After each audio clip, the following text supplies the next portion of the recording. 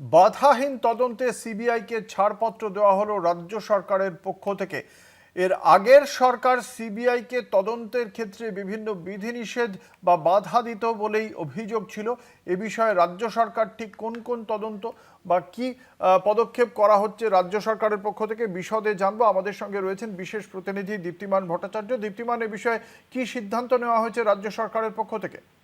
একেবারে দেখো, আগের রাজ্য সরকার যেরকম সিবিআই এর তদন্তের ক্ষেত্রে সব বাধা নিষেধ রেখেছিল এবং তারা তদন্ত করতে গেলে তাদের পারমিশন নেওয়া থেকে বেশ কিছু বিষয়ে বাধা নিষেধ ছিল। এক্ষেত্রে কিন্তু আজকে যে নোটিফিকেশন দেয়া হলো সেখানে রাজ্য সরকার স্পষ্টতই বলে দিয়েছে যে ওয়েস্ট বেঙ্গল জুরিসডিকশনে যেখানে খুশি সেখানে সিবিআই তদন্ত করতে পারে এবং চিঠিতে স্পষ্টভাবেই লিখে দিয়েছে সেখানে যে যেখানে দরকার পড়বে, যেরকম committed by the employees of the central government, central public sector undertaking and private persons, whether acting separately or on cognizance with the employees of central government undertaking, subject however to the condition. অর্থাৎ স্পষ্টতই বলে দেওয়া হলো যে যেখানে যে Delhi establishment persuasions of section 6 of the Delhi special police establishment অ্যাক্টে যেটা বলা হয়েছিল সেই খাতাতেই কিন্তু এখন তাদের এই জুরিসডিকশনে পুরো ওয়েস্ট বেঙ্গল জুড়ে এবং যেখানে খুশি সেখানে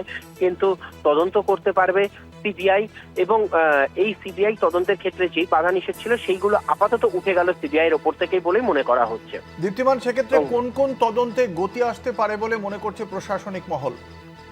দেখো, সেন্ট্রাল গভর্নমেন্টের এখানকার যত এমপ্লয়ি ছিল, আইএএস আইপিএস থেকে আরম্ভ করে বিভিন্ন ব্যাংকিং সেক্টরে যে বিভিন্ন তদন্ত থেকে আরম্ভ করে বিভিন্ন জায়গায় যে তদন্তগুলো থমকে গেছিল কারণ পারমিশন পাওয়া যাচ্ছিল না বা স্টেট গভর্নমেন্ট থেকে তাদেরকে বিভিন্ন জায়গায় চার্জশিট দিতে বিভিন্ন সময় তাদেরকে আটকে রাখা হয়েছিল।